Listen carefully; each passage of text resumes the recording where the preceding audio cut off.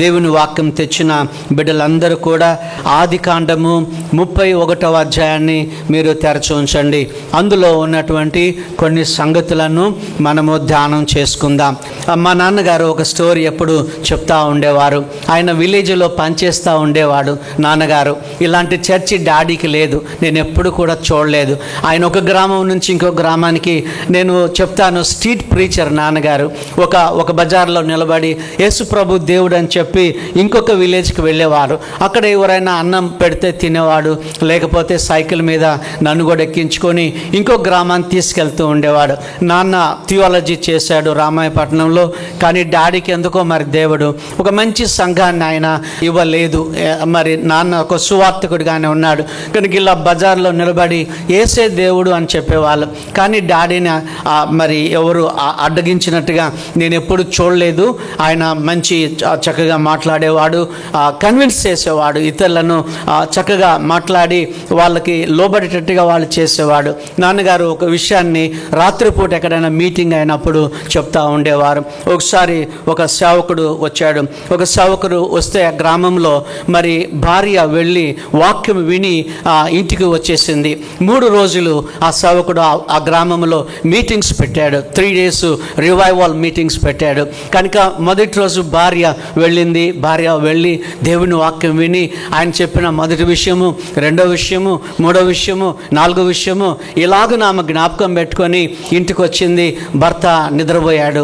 ఆ ఉదయాన్ని అన్నది, ఏమండి ఈరోజు పాస్టర్ గారు రాత్రి చాలా అమోఘమైన మంచి వాక్యం చెప్పారండి, కాబట్టి ఈరోజు మీరు వెళ్ళండి అంటే, మరి ఇంటి దగ్గర ఎవరు ఉంటారు కాపలా?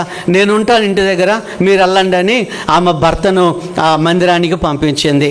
ఆయన వెళుతూ ఉన్నప్పుడు ఒక తుండు గుడ్డ అంటాం కదా, టవల్ పైన వేసుకొని వెళ్తూ ఉంటే భార్య అన్నది, ఏమండి ఆ పాస్టర్ గారు మొదటి విషయం అని, 2వ విషయం అని, 3వ విషయం అని, 4వ విషయం అని చెప్తాడు, అవన్నీ మీరు నాకు చెప్పాలి అని అన్నది. ఎందుకంటే వీడు వింటాడో లేదో అన్న ఉద్దేశంతో. అలాగేనని ఆయన వెళ్ళిపోయాడు. వెళ్ళిపోయినప్పుడు ఆ పాస్టర్ గారు దేవుని వాక్యాన్ని ప్రారంభం చేసి అందరు ఇలా వస్తుండగా ఒక పాట పాడాడు. ఏంటి ఆ పాట అంటే, వస్తున్నారా మీరు వస్తున్నారా అని పాట పాడాడు. నా భార్య అడుగుతుందని వాడు ఒక ముడి పెట్టాడు. ఏంటి మొదటి విషయం అండి చెప్దామా? వస్తున్నారా మీరు వస్తున్నారా. మళ్ళీ అందరూ కూర్చుంటున్నప్పుడు ఆయన 2వ పాట పాడాడు. ఏమని పాడాడు? కూర్చుంటున్నారా మీరు కూర్చుంటున్నారని పాట పాడాడు. తర్వాత వీళ్ళు అటు ఇటు చూస్తున్నారు, పాస్టర్ గారి వైపు చూడడం లేదు. అప్పుడు ఆ పాస్టర్ గారు 3వ విషయం చెప్పాడు. ఏమండి చూస్తున్నారా చూస్తున్నారా నా వైపు చూస్తున్నారా. ఎన్ని ముడులు అయ్యాయండి? ఇప్పుడు 3 ముడులు అయ్యాయి. తర్వాత వాళ్ళు మెల్లగా వెళ్ళిపోతూ ఉన్నారు. బోరు కొట్టిందేమో మనకు తెలీదు. ఆ పాస్టర్ గారు ఇంకొక మాట పాట పాడుతున్నాడు. ఏమని? వెళుతున్నారా మీరు వెళుతున్నారా. నా భార్యకి చెప్పాలి. 1 వస్తున్నారా మీరు వస్తున్నారా, 2వది కూర్చున్నారా మీరు కూర్చున్నారా, 3వది చూస్తున్నారా మీరు చూస్తున్నారా, 4వది వెళుతున్నారా మీరు వెళుతున్నారా. ఆయన ఇంటికి వెళ్ళేసరికి భార్య నిద్రపోయింది. నిద్రపోయాడు.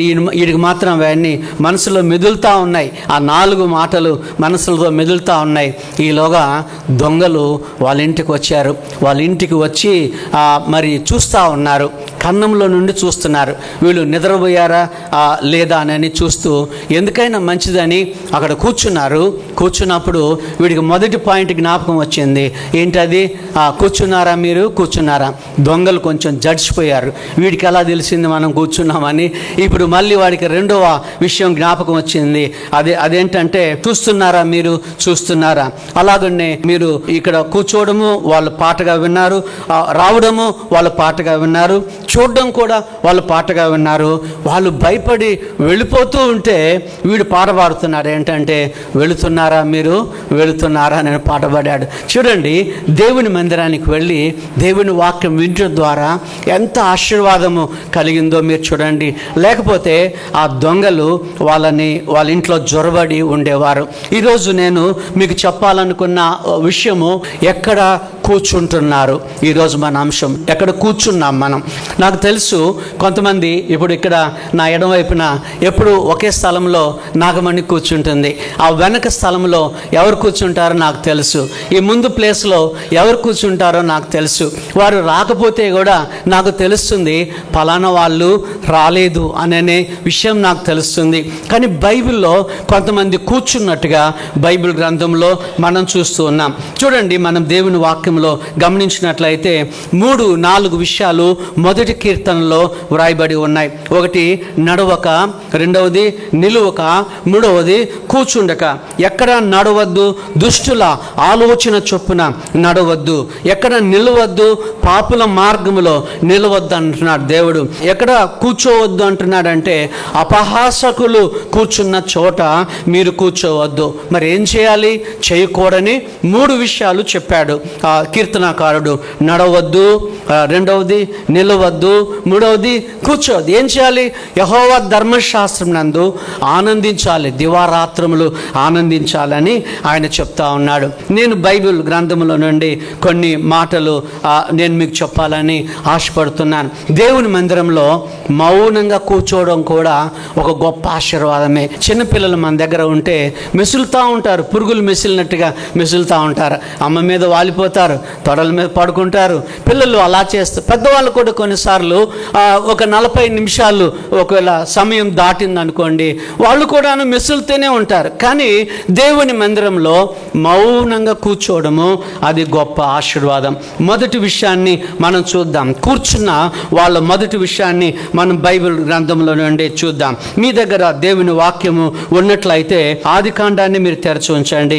31వ అధ్యాయము 34వ వచనాన్ని అందరం చదువుదాం. రాహేలు ఆ విగ్రహములను తీసుకొని ఒంటె సామాగ్రిలో పెట్టి వాటి మీద కూర్చుండెను. కాగా లాబాను ఆ గుడారమంతటను తడిమి చూచినప్పటికీ అవి దొరకలేదు అని బైబిల్లో మనం చూస్తున్నాం. ఇక్కడ రాహేలు గురించి బైబిల్లో మనం చూస్తున్నాం. రాహేలు చాలా అందమైనటువంటి అమ్మాయి అని బైబిల్లో రాయబడి ఉంది. మరి యాకోబు మిక్కిలిగా ప్రేమించాడు రాహేలుని. 7 సంవత్సరాలు రాహేలు కొరకు కొలువు చేశాడు, గొర్రెలు కాశాడు, ఎండలో ఎండాడు, వానకు తడిచాడు, మంచుకి తడిచాడు. కానీ వాళ్ళ మామగారు లాబాన్ గారు లేయాను ఇచ్చి పెళ్లి చేశారు. లేయా కన్నులు ఏమంత మంచివి కావు, ఒకవేళ బహుశా మెల్లకన్ను ఉందేమో.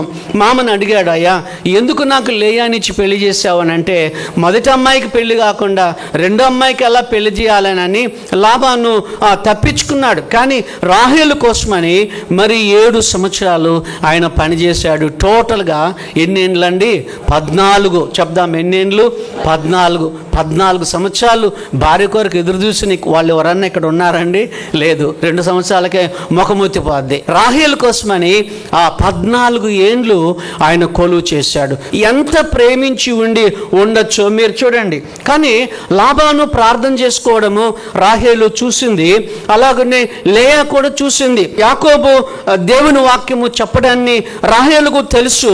కానీ రాహేలును ఆ పిల్లల్ని, లేయాను పిల్లల్ని, వీళ్ళందరినీ తీసుకొని యాకోబు పద్దనరాము నుండి బయలుదేరి ఆయన బెత్లెహేముకు వస్తూ ఉండగా ఈమె వాళ్ళ నాన్నగారి యొక్క బంగారు విగ్రహాలను దొంగిలించింది.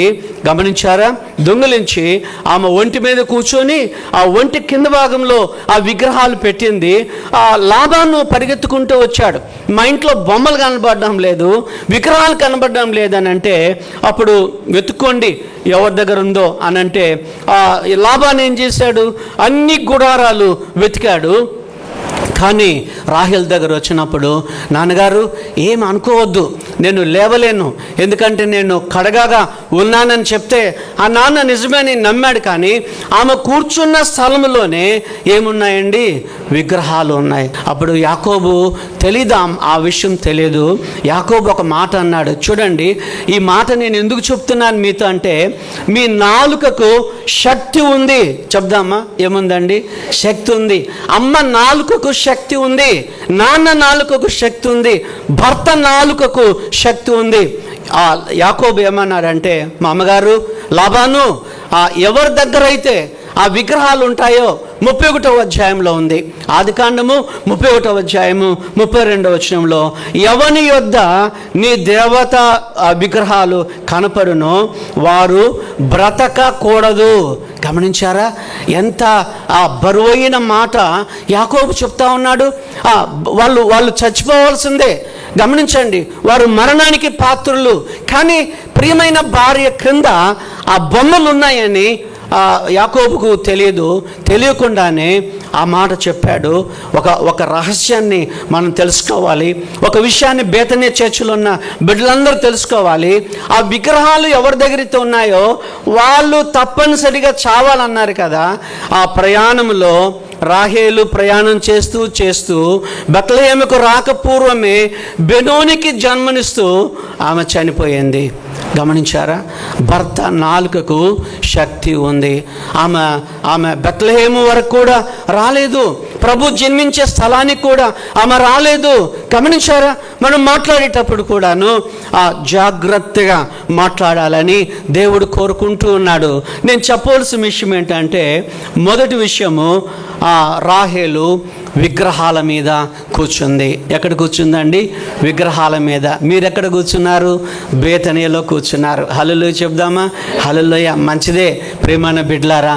రాహేలు విగ్రహాల మీద కూర్చుంది. అది మొదటి విషయం. మరి మీరు అనుకోవచ్చు, మా ఇంట్లో బొమ్మలు లేవు అని మీరు అనుకోవచ్చు. అవును, నిజమే. మీ ఇంట్లో బొమ్మలు లేవు, మీ ఇంట్లో విగ్రహాలు లేవు, జీసస్ బంగారు విగ్రహాలు లేవు, ఇతరత్ర ఏ విధమైనటువంటి బొమ్మలు మీ దగ్గర లేవు, నేను ఒప్పుకుంటాను. కానీ మనలో 8 విగ్రహాలు ఉన్నాయని ఒకసారి ఒక దైవజనుడు చెప్పాడు. ఎన్ని విగ్రహాలండి? 8. గట్టిగా చెప్పండి, 8 విగ్రహాలు ఉన్నాయి. ఏంటి అని అంటే, ఒకటి బంగారమ్మ అనే విగ్రహం మన దగ్గర ఉంది. కొంతమందికి గోల్డ్ అంటే చాలా ఇష్టం. గోల్డ్ అంటే ఇష్టం లేని వాళ్ళు ఎవరండి? ఇప్పుడు ఏదో ₹1,00,000 పెరిగిపోయిందని అందరూ మాట్లాడుకుంటూ ఉండడాన్ని గమనించాం. పర్వాలేదు. కొంతమందికి బంగారం. విదేశాల్లో ఉన్న వాళ్ళు ఏమంటారంటే, మీ ఇండియన్స్ దగ్గర ఎక్కువ గోల్డ్ ఉందంట కదా అని అడుగుతారు. నిజమే, మన దగ్గర గోల్డ్ ఉంది. వడ్డానం చేసుకుంటాం, కొప్పులో పెట్టుకుంటాం, ఏవేవో ఉంటాయి. మేము ఒకసారి ఒక గ్రామానికి వెళ్ళాం. అదంతా కోటీశ్వర్ల ఉండేటటువంటి గ్రామం. అది అనపర్తికి వెళ్ళాం. అనపర్తిలో అన్నీ ఈ బంజారా హిల్స్లో ఉన్న అంతకంటే పెద్ద ఇల్లులు ఉన్నాయి. మేము ఆ పెళ్ళికి వచ్చిన వాళ్ళందరినీ చూస్తున్నాం. ఒక్కొక్కరి దగ్గర 2-3 కిలోల బంగారం ఉంది. వాళ్ళు పెట్టుకున్న ఈ ఆభరణాలు అవే. అందరినీ చూస్తూ ఉన్నాం. బంగారం లేని వాళ్ళం మేమే. అక్కడ ఏం బంగారం లేని వాళ్ళం మేమే. చూడండి, ఎందుకు చెప్తున్నామంటే, బంగారమ్మ ఒక బొమ్మ మనకి. రెండవది శృంగారమ్మ. కొంతమంది మందిరానికి ఆలస్యంగా వస్తారు. ఎందుకంటే ఇక అంతా బాగా మంచిదే, మంచి డ్రెస్సులో వస్తే మంచిదే. దాని కొరకని కొన్ని గంటలు మనము కేటాయిస్తూ ఉంటాం. చూసారా? నేను ఒకసారి హైదరాబాద్లో ఒకరింటికి వెళ్ళామా, నేను వాష్రూమ్ వెళ్ళాలి అనుకొని ఆ వాష్రూమ్ వెళ్తా ఉన్నాను. మళ్ళీ తిరిగి వాష్రూమ్ వచ్చిన తర్వాత అద్దం దగ్గర నిలబడి ఇలా దూకుంటున్నాను. ఆ టేబుల్ మీద మీరు నమ్మండి, ఒక 100 డబ్బాలు ఉన్నాయి. ఏంటి అంటే, ఇవన్నీ పౌడర్లు, స్నోలు, ఏమేమో ఉంటాయి కదా, అవన్నీ. అబ్బా, ఎన్ని ఉన్నాయో బాబు, ఇవన్నీ ఎన్ని డబ్బులు పెట్టుకున్నారో ఏమనిపించింది. ఒకటి బంగారమ్మ, రెండవది శృంగారమ్మ, మూడవది చీరలమ్మ. ఏ అమ్మ అండి? చీరలమ్మ. కొంతమందికి ఎన్ని చీరలు ఉన్నా సరే ఇంకా లేదు. ఇన్ని బట్టలు ఉన్నా ఏం చేసుకుంటాం? కొంతమందికి ఎన్ని ఉన్నా సరే కావాలి, ఇంకా కావాలి. మూడవది చీరలమ్మ. నాలుగవది కడుపమ్మ దేవుడు అంట. కడుపమ్మ దేవుడు అంటే వాళ్ళకి తిండి ఉంటే చాలు, ఏది లేకున్నా పర్లేదు, భార్య ఉన్నా లేకున్నా పర్లేదు, భర్త ఉన్నా లేకున్నా, బాగా బజ్జీలు ఉంటే చాలు, అవి ఇవి ఉంటే చాలు, తినడానికి ఉండాలి. మేము ఒకసారి ఎక్కడో ఒక హోటల్కి వెళ్తే ఒక ఆయన వచ్చి ఆర్డర్ ఇచ్చాడు. ఫ్యామిలీ ప్యాక్ అని అన్నాడు. ఇంత ఉంటుంది కదా ఫ్యామిలీ ప్యాక్ అంటే, 4-5 తింటాం కదా. కానీ ఆయన ఒక్కడే ఉన్నాడు. నేను కూడా ఆయన సైడ్ చూస్తున్నాను. ఈయన ఫ్యామిలీ ప్యాక్ ఆర్డర్ ఇచ్చాడు. ఎవరైనా వస్తారు, నేను గుమ్మం వైపు చూస్తున్నాను. ఆయన వచ్చి వడ్డించి, ఆయన సార్ ఎవరన్నా వస్తారా అని అంటే, నీకెందుకు రాదంతా, ఒక్కడే తినేసాడండి. ఒక్కడే ఫ్యామిలీ ప్యాక్ తినేసాడు. చూడండి, కొంతమందికి తిండి. అన్నం లేకపోతే భార్యలతో మాట్లాడరు. మాంసం లేకపోతే భర్తలతో మాట్లాడరు. మంచిదే, మనం తినడానికి దేవుడు కొంచెం అన్నం ఇస్తే కృతజ్ఞతాస్తుతులు చెల్లించి తినడం మంచిదే. కొంతమంది ఇంకొకటి, ఒకటి బంగారమ్మ, రెండవది శృంగారమ్మ, మూడవది చీరలమ్మ, నాలుగవది కడుపమ్మ, ఐదవది ఆటలమ్మ. కొంతమంది క్రికెట్ వస్తూ ఉంటే కూడు కూడా తినరండి, అన్నం కూడా తినరు. మమ్మీ మీరు తినండి, తర్వాత మేము తింటాం. ఎందుకు అంత పిచ్చి అంటే ఎంత ఆసక్తితో మీరు చూడండి. ఒకరోజు నేను ఇలాగన కారులో వెళ్తా ఉన్నాను, ఒక ఆయన ఆటో ఆపి ఇంకొక ఆయన ఎవరో రేడియోలో ఇట్లా వింటూ ఉంటే ఆ ఆటో దిగి ఆ రేడియోలో వింటున్నాయని అడుగుతున్నాడు, స్కోర్ ఎంత అంటున్నాడు. ఈలోగా వెనక నుండి ఎవడొచ్చి ఆ ఆటోని గుద్దాడు. నేను అనుకున్నాడు, ఎందుకు ఇంత కర్మ వీడికి. ఆటలమ్మ, ఆటలమ్మ. భార్యతో మాట్లాడేది ఉండదు, భర్తతో మాట్లాడేది ఉండదు, ఏముండదు. నేను ఒక దినం ఒకరింటికి వెళ్తే వాళ్ళంతా హోల్ ఫ్యామిలీ అందరూ క్రికెట్ చూస్తూ ఉన్నారు. ఆ పెద్ద ఆయన పాపం ఇక వీళ్ళు ఎవరో కొట్టారు 100 అదే 100వ బాల్ కొడితే ఆ పెద్ద ఆయన లేచి ఎగురుతున్నాడు, ప్యాంటు జారిపోతుంది. నేను అడిగాను, ఎవరెవరికండి క్రికెట్ అంటే మా పిల్లలు తెలుసు అంటున్నాడు. ఈ తెలియనోడు ఎందుకు చూడడం? అది నేను చూడను, నాకు అర్థం కాదు, నేను చూడను. పటౌడి గారు ఒకసారి హైదరాబాద్ వచ్చినప్పుడు నేను కలుసుకున్నాను. అదే లాస్ట్, అదే మొదటిసారి అలాంటి వాళ్ళని నేను చూడడం. ఎందుకు చెప్తున్నాను ఈ మాటలు అంటే ఇదొక పిచ్చి, ఇది కూడా బొమ్మనే. రాహేలు బంగారు బొమ్మల మీద కూర్చుంది. మనం బంగారము విగ్రహం చేసుకుంటున్నాం, శృంగారము విగ్రహం చేసుకుంటున్నాం, చీరలు విగ్రహం చేసుకుంటున్నాం, ఆటలు విగ్రహం చేసుకుంటున్నాం. ఇంకొకటి చెప్పాడు ఆ దైవజనుడు ఏంటంటే పాటలమ్మ అంట. ఏమమ్మండి? పాటలమ్మ. కొంతమంది పాటలంటే చాలా ఇష్టం. అది సినిమా పాటలే కానివ్వండి, దేవుని పాటలే కానివ్వండి, అస్తమానం ముందు పెట్టుకొని వాయించుకుంటానే ఉంటారు. మా ఇంటికి ఒక బంధువు వచ్చాడు, ఆయన దగ్గర పెద్ద ఇలాంటి కీబోర్డ్ ఉంటే ఆయన పడుకోలే రాత్రి.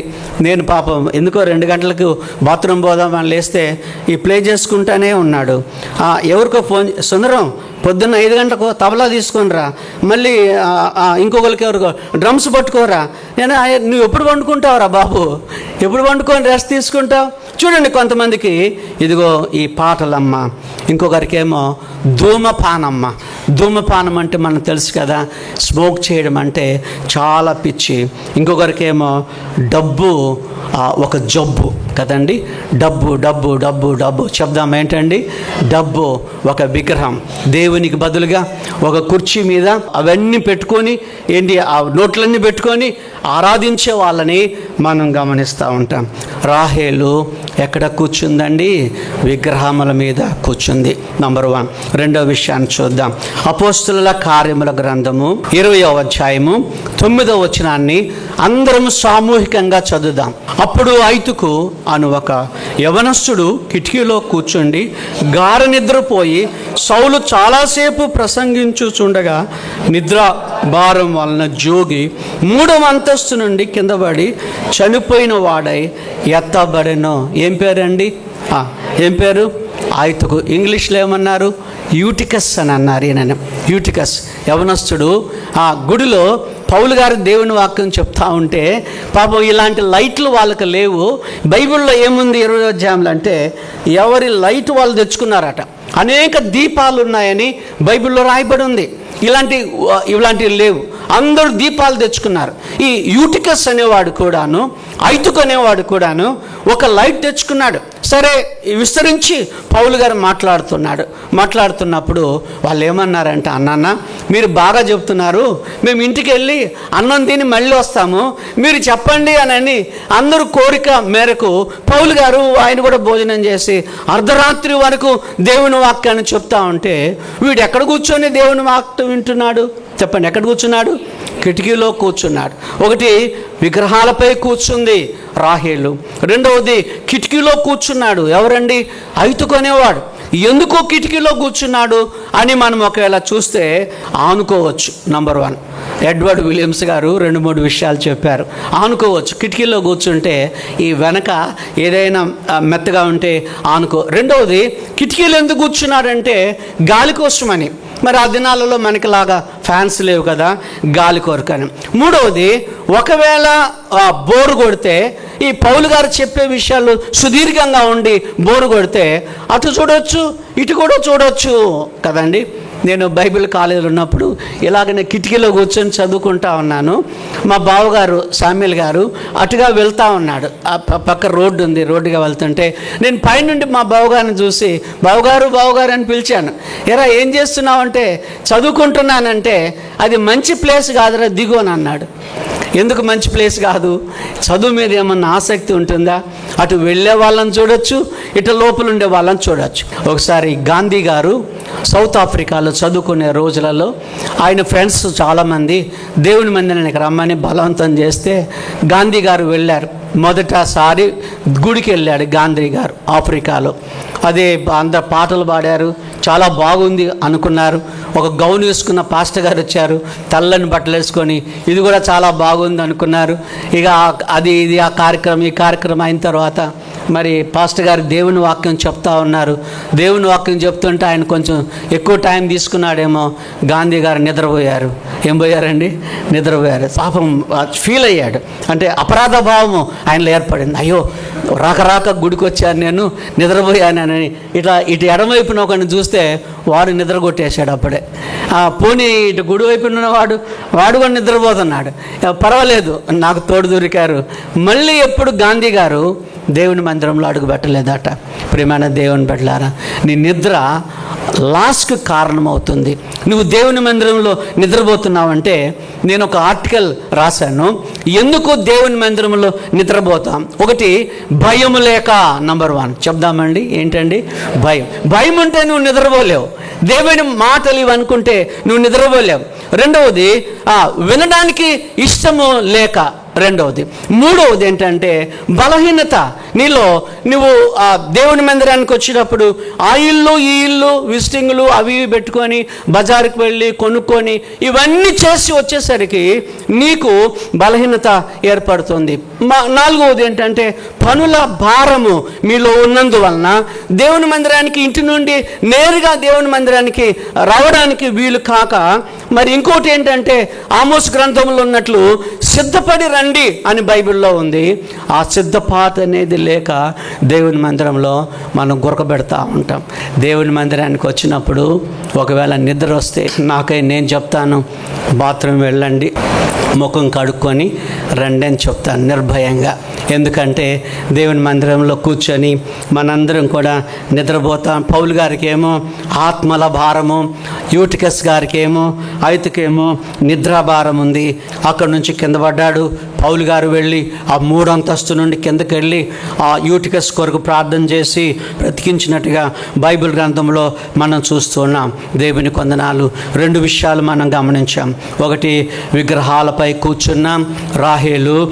రెండవది, కిటికీలో కూర్చున్నటువంటి యూటికస్ ఐతుకు అని బైబిల్లో మనం గమనించాం. దేవుని మందిరానికి వచ్చినప్పుడు, ప్రభువా నేను నిద్రపోకుండా ఉండేలాగా చేయండి ప్రభువా, నేను సిద్ధపడి నీ మందిరానికి వెళ్తున్నాను. ఆమోసు గ్రంథంలో మీరు చెప్పినట్లుగా నేను సిద్ధపడి నీ మందిరానికి వెళ్తున్నాను ప్రభువా, నాకు నిద్ర రాకుండా చేయమని దేవుణ్ణి అడగాలి. ఒకసారి ఎవరో ఒక ఆయన ఇలాగనే ముందు కూర్చొని నిద్రపోతూ ఉంటే పాస్టర్ గారికి చాలా ఇబ్బందిగా ఉంది. ఆయన వైపు బ్రదర్ అంటే వాడే నిద్ర లేవడం లేదు. ఎన్నిసార్లు చెప్పినా నిద్రపోతూనే ఉన్నాడు. పాపం పెన్ ఇసిరేశాడు, అవి చిన్న చిన్న వస్తువులు, అబ్బే చలనమేమీ లేదు. 2వ వారం వచ్చాడు, ఆరంభంలోనే గురకబెట్టడం ప్రారంభం చేశాడు. అప్పుడు ఈ పాస్టర్ గారు ఏం చేశారు, ఒక అబ్బాయిని పిలిచి, అరే నీకు 10 రూపాయలు ఇస్తాను నేను, ఆయన దగ్గర కూర్చొని నిద్ర ప్రారంభించిన వెంటనే గిల్లనన్నా గిల్లు, గిచ్చనన్నా గిచ్చు అని అంటే, సరే సార్ అని అన్నాడు. 10 రూపాయలు తీసేసుకున్నాడు. 10 రూపాయలు తీసుకున్నాడు, ఆ పక్కలో కూర్చున్నాడు. ఆ పక్కలో కూర్చున్నాయి. తర్వాత మరి మొదటి వారమేమో ఇలా గిచ్చి గిల్లి రూపాయలు పాస్టర్ గారి దగ్గర తీసుకున్నాడు. రెండో వారంలో కూడా అలాగనే డ్యూటీలో జాయిన్ అయ్యాడు. ఆ పెద్ద ఆయన పక్కలో కూర్చున్నాడు. ఈ పిల్లవాడు కూర్చున్న తర్వాత వీడు కూడా ఏం ఎరగనట్టు 10 రూపాయలు తీసుకున్నట్టు మౌనంగా ఉన్నాడు. ఈ పిల్లవాడు వైపు చూస్తే లేపురా అని అందాం అనుకుంటున్నాడు. ఈడేమో వాడి వైపు చూడడం లేదు. గుడంతా అయిపోయింది, ఆశీర్వాదాలు వెళ్ళిపోతూ ఉంటే ఆ పిల్లని పట్టుకున్నాడు పాస్టర్ గారు. పట్టుకొని, ఏరా 10 రూపాయలు ఇచ్చాను లేపమని అంటే, అయ్యా ఆయన లేపొద్దని 100 రూపాయలు ఇచ్చాడని అన్నారట. ఎంత ఇచ్చాడండి? 100 రూపాయలు ఇచ్చాడు. అంటే నేనేం చెప్తానంటే, మాసిలమ్మ అయ్య గారు చెప్తా ఉండేవాడు, దేవుని గుడిలో ఎక్కువ జీతం ఉంటుంది. చెప్దామండి, దేవుని గుడిలో సైతాను జీతము ఎక్కువ. పాస్టర్ గారి జీతం 10 రూపాయలే కావచ్చు, కానీ సైతాను జీతం ఎంత అండి?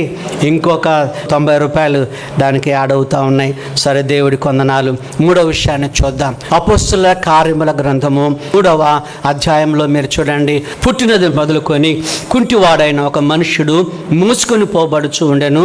వాడు దేవాలయములోనికి వెళ్ళువారిని భిక్షం అడుగుటకు కొందరు ప్రతిదినము వానిని శృంగారమను దేవాలయం ద్వారం వద్ద ఉంచుతూ వచ్చిరి. ఎక్కడ కూర్చున్నాడట అండి? ద్వారం దగ్గర. మొదటి వ్యక్తి ఎక్కడ కూర్చున్నారు? విగ్రహాల మీద. రెండవ వ్యక్తి ఎక్కడ కూర్చున్నాడు? కిటికీలో కూర్చున్నాడు. ప్రమాదకరమైనటువంటి కిటికీ అది. ఆ చావుకు కారణమైంది. జాగ్రత్త. ఎప్పుడైనా ఎక్కడైనా కిటికీ కనపడితే ఆ కిటికీల దగ్గర మీరు దయచేసి చేరొద్దని మనం చేస్తూ ఉన్నాను. పౌలు గారు ఇప్పుడు లేరు, బ్రతికించలేరు ఎవరు. ఇక చావు అంటే చావే. 3వది, ద్వారం దగ్గర ఉన్నాడు. అక్కడ ద్వారం దగ్గర కొంతమంది ఉన్నారు. వాళ్ళు వాక్యం వినడానికి ఏమీ రారు, బైబిల్ పట్టుకొని ఏమీ రారు. ఆ ద్వారం దగ్గర వాళ్ళు ఉన్న వాళ్ళు ఎందుకు వస్తారండి? చెప్పండి, ఎందుకు వస్తారు? భిక్షం ఎత్తుకోవడానికని వస్తారు.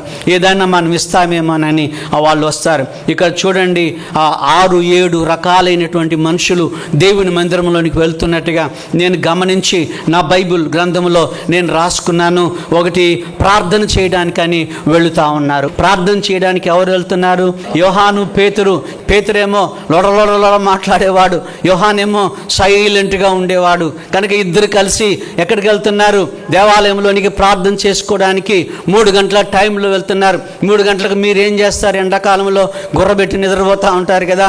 కానీ వీళ్ళు ప్రార్థన చేయడానికి అని వెళ్ళారు. రెండవది, అక్కడ రెండో వ్యక్తి కనబడుతున్నాడు, భిక్షం అడుక్కునేవాడు. అయ్యా దయచేసి ఏమన్నా భిక్షం ఇవ్వండి అని అడుక్కునేవాడు.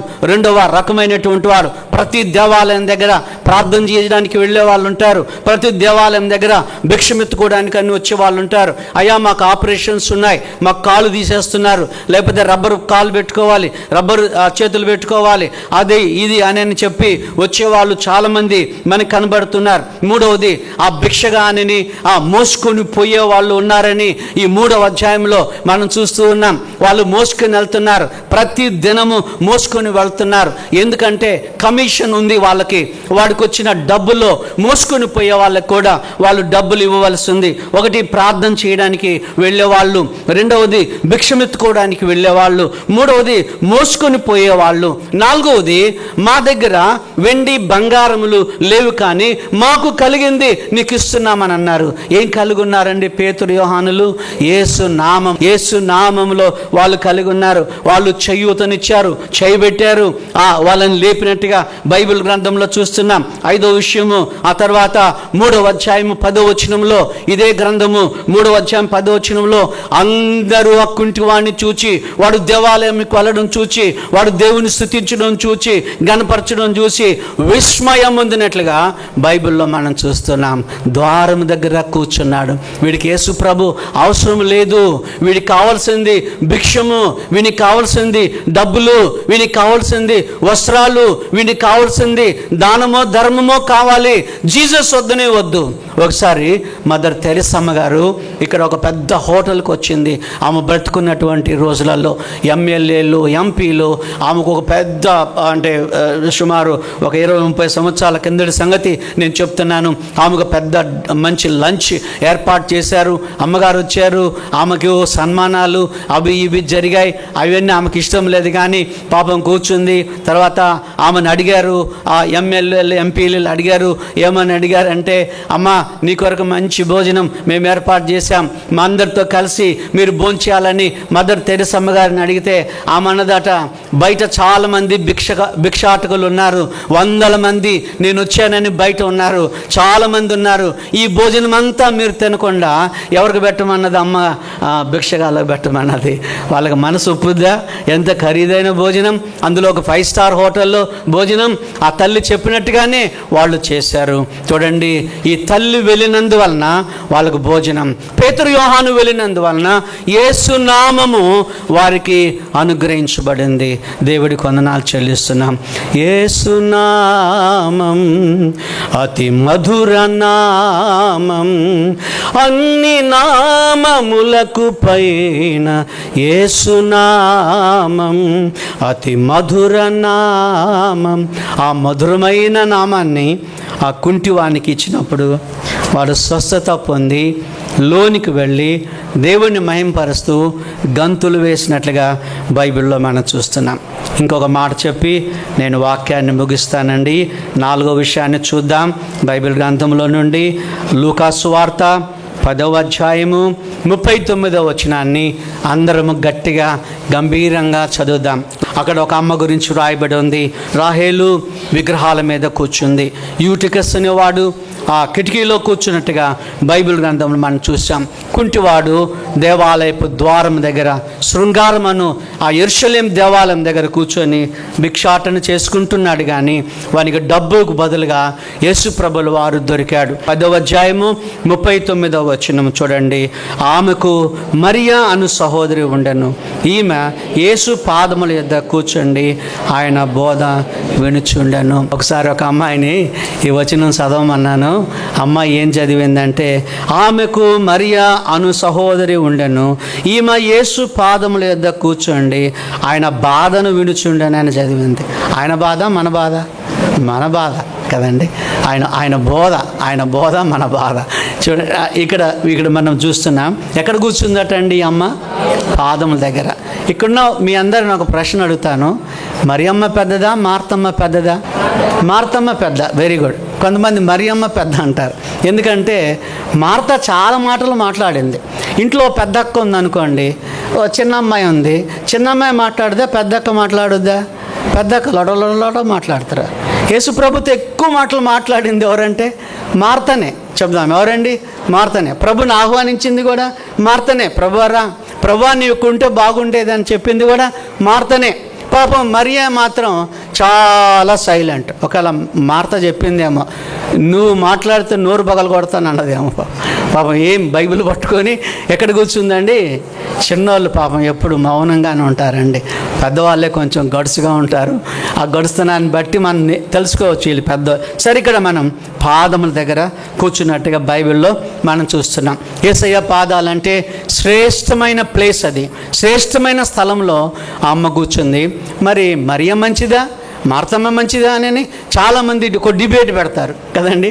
నేనేమంటానంటే మార్త మంచిది చెప్దామా? మార్త మంచిది. మరియా ఇంకా మంచిది చెప్దాం, గట్టిగా చెప్పండి, ఇంకా మంచిది. మార్తమ్మ చేపల కూర చేయలేదనుకోండి, యేసుప్రభుల వారికి భోజనం ఎట్లా?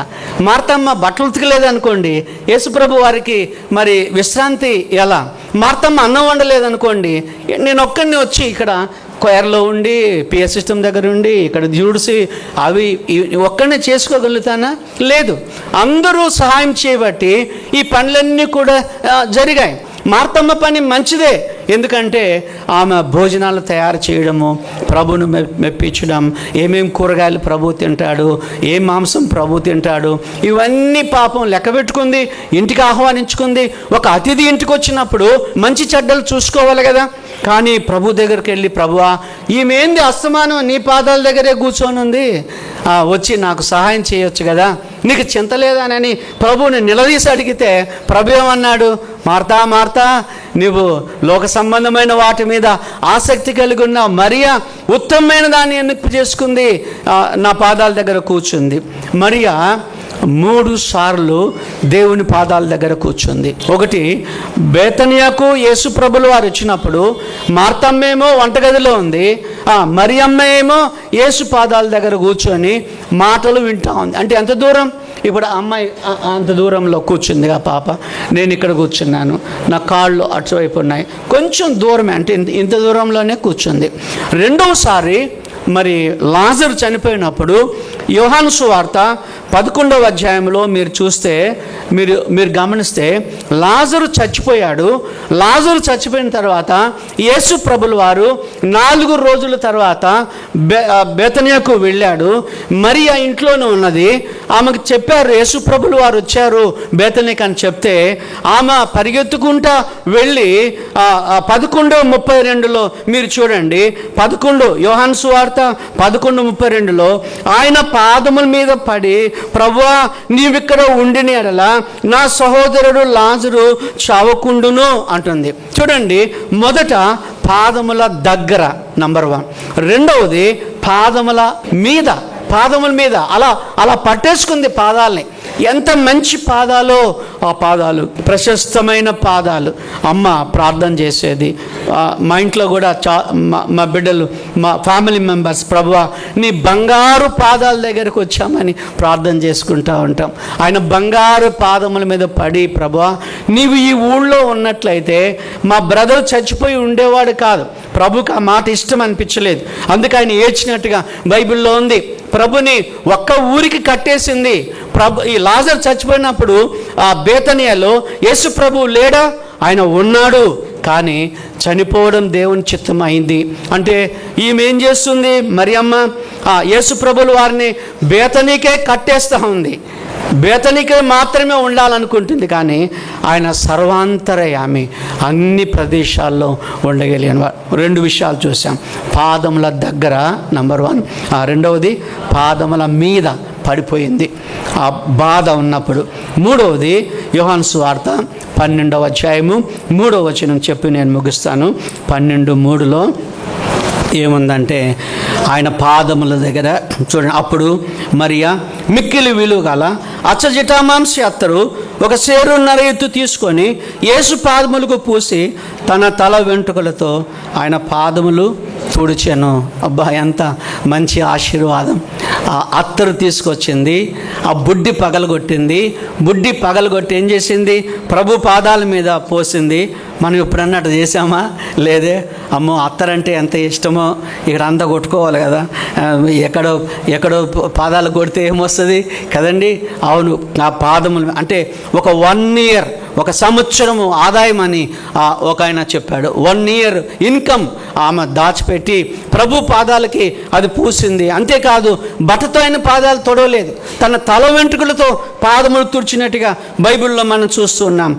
కన్నీళ్లు కార్చినట్టుగా బైబిల్ గ్రంథంలో మనం చూస్తున్నాం. సేరున్నర ఎత్తు యేసు పాదములకు పూసి తల వెంట్రుకలతో ఆయన పాదములంటూ అచ్చ జటామాంసి అత్తరంటే ప్యూర్ సెంట్ అని దాని అర్థం. యేసు ప్రభు ఉన్న దేశాలలో మంచి సెంట్ దొరుకుతుందండి. తూర్పు దేశాలలో మంచి అనగా ప్రశస్తమైనటువంటి సెంట్ దొరుకుతుంది. ఆ సెంట్ అంతా తీసుకొచ్చి ప్రభు పాదాల మీద పోసి పాదాలను ఏం చేస్తుందటండి? ముద్దు పెట్టుకుంటా ఉంది. సంస్కృత భాషలో ముద్దు పెట్టుకోవడం అంటే ఆరాధించడం. చెప్దామండి, ముద్దు పెట్టుకోవడం అంటే ఏంటి? ఆరాధించడం. 2వ కీర్తనలో కుమారుని ముద్దు పెట్టుకొనుడి, లేని ఎడల ఆయన కోపించునని బైబిల్లో ఉంది. కుమారుని ముద్దు పెట్టుకోండి అంటే అర్థం ఏంటి? ఆయనను ఆరాధించమని. మరియా ఎక్కడ కూర్చుందండి? మీరు ఎక్కడ కూర్చున్నారు? యేసు పాదాల దగ్గరే కూర్చున్నారు. ఒక అబ్బాయి నాకు కనపడ్డాడు. తమ్ముడు, నీ పేరు ఏం పేరు అని అన్నాను. ఆర్ఆర్కే మూర్తి గారితో కలిసి మా ఇంటికి వచ్చాడు. నా పేరు ఇంతకుముందు యేసు పాదం అని ఉన్నిందండి. యేసు పాదం, ఇప్పుడేంటి యేసు పాదాలు అని పెట్టుకున్నాను. ఎందుకట్లా అంటే ఆర్ఆర్కే మూర్తి గారు అడిగారట, ఏమనంటే నీ పేరు ఏం పేరురా బాబు అంటే యేసు పాదం అంటే ఆయన అన్నాడట, యేసుకు 1 పాదం కాదురా 2 పాదాలు అని ఆయనకి పేరు పెట్టాడు. ఏం పేరు? యేసు పాదాలు. అప్పటి నుంచి యేసు పాదాలు. ఇంటర్వ్యూ కూడా ఉంది ఆయనది. మీరు ల్యాంప్ మినిస్టర్ వాళ్ళ ద్వారా ఒక ఇంటర్వ్యూ కూడా ఉంది. ఆయన అది కూడా చెప్పాడు. చూడండి, ప్రభుకి ఎన్ని పాదాలండి? 2 పాదాలు. చెప్దామే, ఎన్ని పాదాలు? 2 పాదాలు. ఆ పాదాల దగ్గర కూర్చొని ధ్యానం చేయడం, పాదాలు పట్టుకోవడం. నేను చనిపోతానని డాక్టర్లు చెప్పారు. నా ఫ్యామిలీ మెంబర్స్ నాకు చెప్పలేదు, కానీ నేను విన్నాను. బెడ్ మీద కూర్చున్నాను ఒకరోజు రాత్రి. కన్నీటి పర్యంతము ఏడుస్తూనే ఉన్నాను. ప్రభువా, ఎందుకు ఇలాంటి స్థితి నాకు ఇచ్చావు? ఇన్ని దినాలు నేను నీ సేవ చేశాను, నన్ను బ్రతికించువా బ్రతికించువా బ్రతికించువా బ్రతికించువా బ్రతికించువా. కన్నీటి పర్యంతమయ్యాను, ఏడుస్తూనే ఉన్నాను. ఎవరో వచ్చి ఈ కన్నీళ్లు తుడుస్తూ ఉన్నారు. మా పెద్ద బాబు అప్పుడే వచ్చాడు. ఎందుకు నాన్న ఏడుస్తున్నావు? ప్రభు పాదాలు పట్టుకొని నేను అడుగుతున్నాను, దేవుణ్ణి స్వస్థపరచమని నేను అడుగుతున్నాను. నేను చనిపోతానని మీ అందరితోటి సంతకాలు పెట్టించుకున్నారని నేను విన్నాను. దేవుడు ఆ పాదాలు పట్టుకోవడం చూసి, మరి ఇలాగా ఆ పాదాలు నేను స్పర్శించడం చూసి దేవుడు నన్ను బాగు చేశాడు. హల్లెలూయా, హల్లెలూయా. గట్టిగా చప్పాళ్ళు కొడదామా? దేవుని వందనాలు. అమ్మా, నీ ఇంట్లో ఏదైనా ఒక ఇబ్బంది ఉందేమో, నీ తండ్రి క్యాన్సర్ వ్యాధి ఏమో, నీ తల్లికి ఇంకొక జబ్బేమో, నీవు ఆర్థిక ఇబ్బందుల్లో ఉన్నావేమో, ప్రియమైన దేవుని బిడ్డలారా, ఎవరి పాదాలు పట్టుకుందామండి? యేసు శబ్దం. ఎవరి పాదాలు? యేసు నాన్న పాదాలు కాదు, అమ్మ పాదాలు కాదు, యేసు పాదాలు పట్టుకొని దేవుణ్ణి అడిగితే ఆయన నిన్ను నన్ను బాగు చేసే గొప్ప దేవుడై ఉన్నాడు. గట్టిగా చప్పళ్ళు కొడదామా? దేవుడికి వందనాలు. నీ చరణములే నమ్మితి నమ్మితి, నీ పాదములే పట్టితి, నీ పాదములే పట్టితి.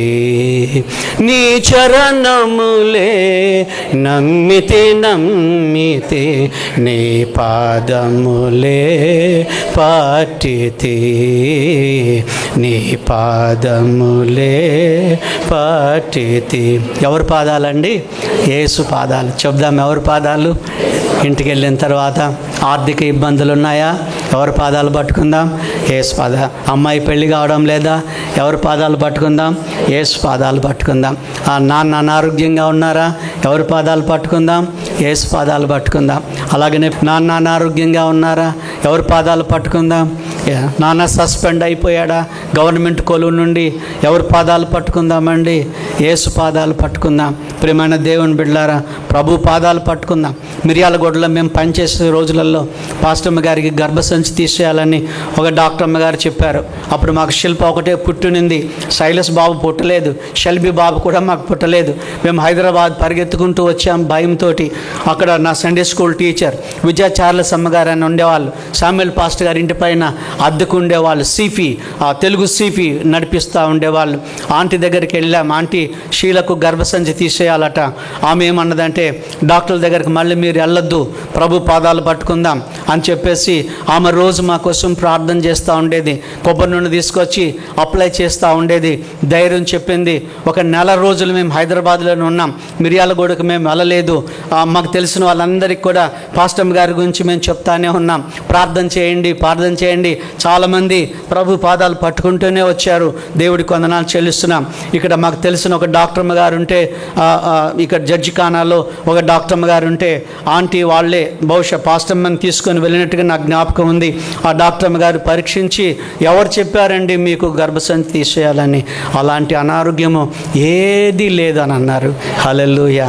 ఎవరి పాదాలు పట్టుకున్నామండి? యేసు పాదాలు. చెప్దాం, ఎవరి పాదాలు? యేసు పాదాలు పట్టుకున్నాం. ప్రియమైన దేవుని బిడ్డలారా, నా గుండెల్లో, నా చెస్ట్లో, నా ఊపిరితిత్తుల్లో ఏది ఇన్ఫెక్షన్ ఉంది, మళ్ళీ 3వ ఆపరేషన్ చేయాలన్నారు. అప్పటికే 2 ఆపరేషన్స్ అయింది, చాలా డబ్బు ఖర్చు అయింది. పాస్టమ్మ నేను ఆ డాక్టర్ దగ్గర నుండి కొంచెం కోపంగా లేచి బయటకు వచ్చాం. వద్దు, మనకి ఆపరేషన్ వద్దు, దేవుడు ఎన్ని రోజులు బ్రతికిస్తాడు? అన్ని రోజులు బ్రతికిస్తాడు.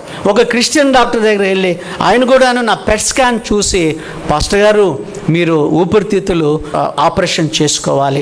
పాస్టమ్మ నేను ఆయనతో ఏమీ ఎక్కువ మాట్లాడలేదు. ఇంటికి వచ్చాం, ప్రార్థన చేశాం. ఎవరి పాదాలు పట్టుకున్నామండి? దేవుని పాదాలు. ఇప్పటికి 13 సంవత్సరాలు అయింది. నా ఊపిరితిత్తుల్లో ఏ విధమైన అనారోగ్యము లేదు. హల్లెలూయా చెప్దామా? హల్లెలూయా. ఇలాంటివి నేను మీకు చెప్పాలంటే బోలెడు అన్నీ ఉన్నాయి. ఎవరి పాదాలు పట్టుకుందామండి? దేవుడి యేసు పాదాలు, డాక్టర్ పాదాలు కాదు. ఈ దినం ఎవరైనా అనారోగ్యంగా ఉన్నారా? ఎవరైనా లివర్ వ్యాధితో ఉన్నారా? ఎవరైనా జబ్బుతో ఉన్నారా? ఎవరైనా టీబీతో ఉన్నారా? ఎవరైనా గర్భసంచి అనారోగ్యంతో ఉన్నారా? ఎవరి పాదాలు పట్టుకుందామండి? ప్రభు పాదాలు, యేసు పాదాలు. తలలోంచండి, ప్రార్థన చేసుకుందాం. తలలోంచండి. ప్రార్థన చేసుకుందాం. అమ్మా, ప్రభు పాదాలు పట్టుకోవడానికి సిద్ధంగా ఉండమని ప్రభు కోరుకుంటున్నాడు. ఇబ్బంది వచ్చిందా? కష్టం వచ్చిందా? నాన్న బెడ్ మీద ఉన్నారా? అమ్మ చనిపోయిందా? అక్క చనిపోయిందా? ఊపిరితిత్తులో అనారోగ్యము సోకిందా? ప్రభు అంటున్నాడు, నా పాదాల దగ్గరికి రండి, మరియ పట్టుకున్నట్టుగా నా పాదాలు పట్టుకోండి అంటున్నాడు. పరిశుద్ధుడా, మీకు వందనాలు. ప్రేమ కలిగిన పరలోకపు తండ్రి, మీకు వందనాలు అయ్యా. ప్రశస్తమైన పాదాలు మరియమ్మ పట్టుకుంది ప్రభువా, నీ పాదాల దగ్గర కూర్చుంది. అంత మాత్రమే కాకుండా నీ పాదాల మీదకు వచ్చేసింది ప్రభువా. పాదాల మీదకు రావడమే కాకుండా తండ్రి, విలువైన అచ్చ జటామాంస అత్తరు తీసుకొచ్చి ప్రభువా నీ పాదములకు పూసినట్టుగా నీ వాక్యములు మేము గమనిస్తున్నాం. ఇబ్బందుల్లో ఉన్నప్పుడు, కష్టాల్లో ఉన్నప్పుడు, గుండె జబ్బులతో ఉన్నప్పుడు, నైనా మరి కడుపు జబ్బులతో ఉన్నప్పుడు, ఊపిరితిత్తుల జబ్బులతో మేము ఉన్నప్పుడు మీ పాదాలు పట్టుకోవడానికి కృప దయచేయమని వేడుకుంటున్నాం. మరి అమ్మ మాత్రమే కాదు ప్రభువా, ఈ బేతనియలో ఉన్న ప్రతి అమ్మ, ప్రతి నాన్న మీ పాదములు పట్టుకోవడానికి కృప దయచేయండి. డాక్టర్ పాదాలు కాదు, ఇంజనీర్ల పాదాలు కాదు ప్రభువా, నీ పాదములు పట్టుకోవడానికి కృప దయచేయమని వేడుకుంటున్నాం. నీ వాక్యం ద్వారా మాట్లాడినందుకై మీకు వందనాలు ప్రభువా. విగ్రహాల మీద కూర్చోకుండా ఉండేలాగన చేయండి, కిటికీలలో కూర్చోకుండా ఉండేలాగన చేయండి ప్రభువా. పాదాల దగ్గర కూర్చొని నీ మాటలు వినడానికి కృప దయచేయమని యేసు